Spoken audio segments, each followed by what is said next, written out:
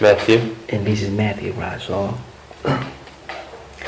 we bring another session, another lesson, Matthew.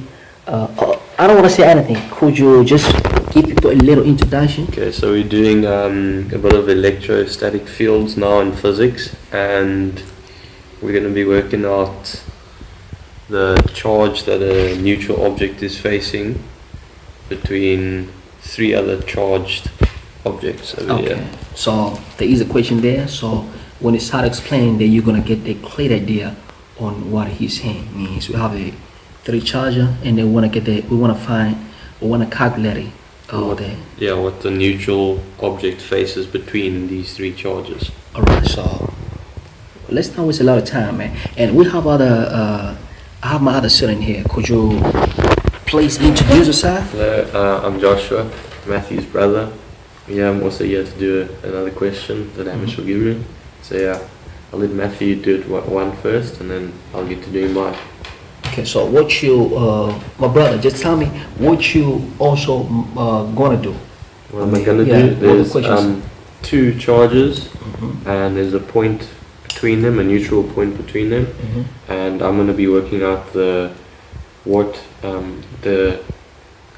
magnitude of the electrical field strength on the neutral point between them. Yes. Okay, thanks a lot. So I'm going to start with math and then I'll come back to you. Yeah.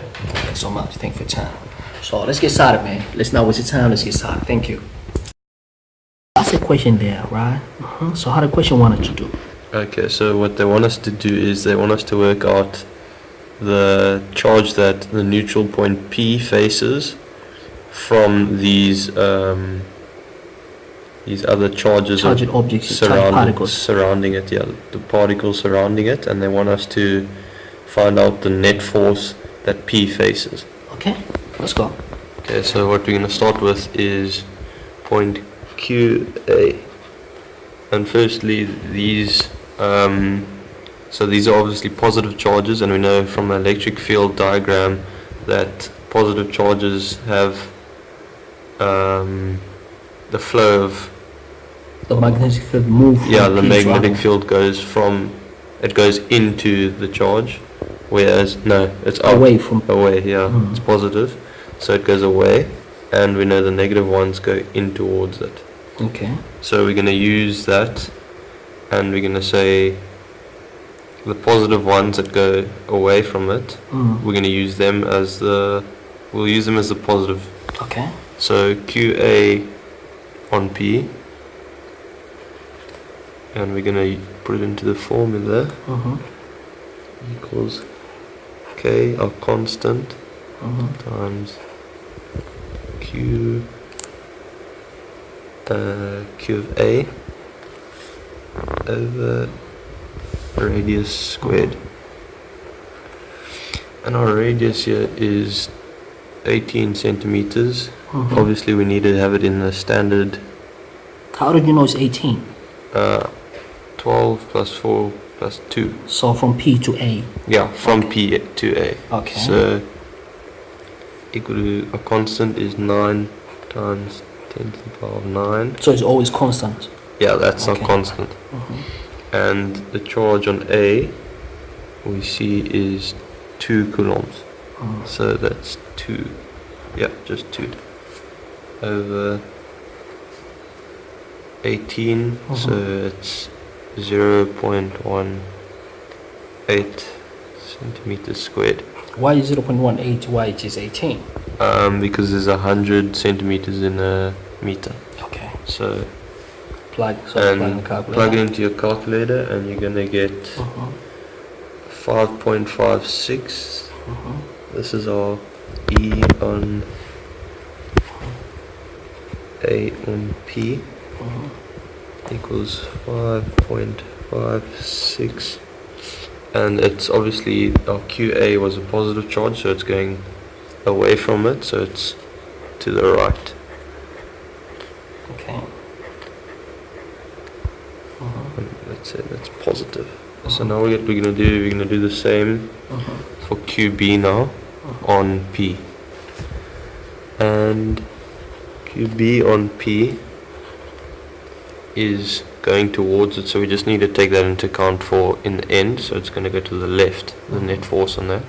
So we're going to have E is equal to K times Q of B over R squared. And when we plug that in back to the formula, 9 times 10 to the power 9, and our charge on B is minus 2 coulomb, but we're going to plug it in as just 2 coulomb, yeah, and in the end we'll take the negative into consideration. Our radius is 6 centimeters, so it's 0.06 squared, and when you plug that in, you're going to get 5 times 10 to the power 12. Oh, I forgot about this one. This one is times 10 to the power 11. 5 times 10 to the power 12, and it was negative, so the electrical field diagram states that a negative charge, it goes in towards it, so it's going to be to the left. So in our equation, when we work out the F net on P, so the QB, so this electromagnetic field from B to P, right? So you say to the left because the B is negative. Negative, right? yeah. Okay. I hope everybody can see that B is negative. yeah. And Then we're going to do our final one, QC on point P, and use our formula K, which is our constant, Q at C, and our radius is radius squared. We're going to plug it back in. K times 9 times 10 to the power 9 times our charge on C was positive 12 coulombs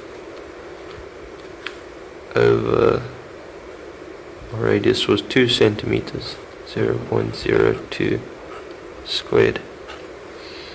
And when you plug that into your calculator, you get the charge that QC emits on the neutral point P, and that is 2.7 times 10 to the power of 14 newtons. I forgot newtons. And now our F net on point P. in which direction this last force, the last electric field, C and P? QC on P is going to be going to the right, as it's a positive. How do you know it's going to the right? Because from the electrical magnetic diagram we know that Positive must positives come out of them. exit the substance. Okay. So to right. And then F net on P, we're going to add, so QA on P and QC on P are both to the right, so they're positives. So F net on point P is equal to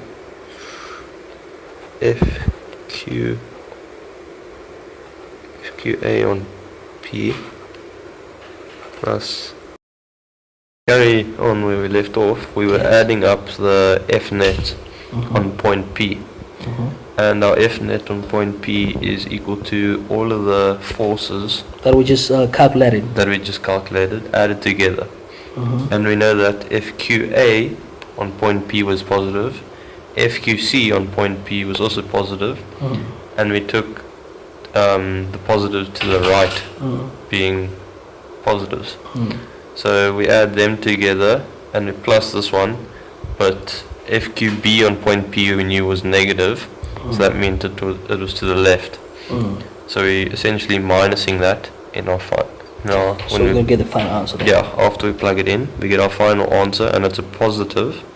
And I say that the positives were to the right. So if you get negative, If it was negative, then the force that point P would face would be to the left. okay. Thanks a lot, appreciate it. Thanks for your time, Matthew. Okay. Okay, cool.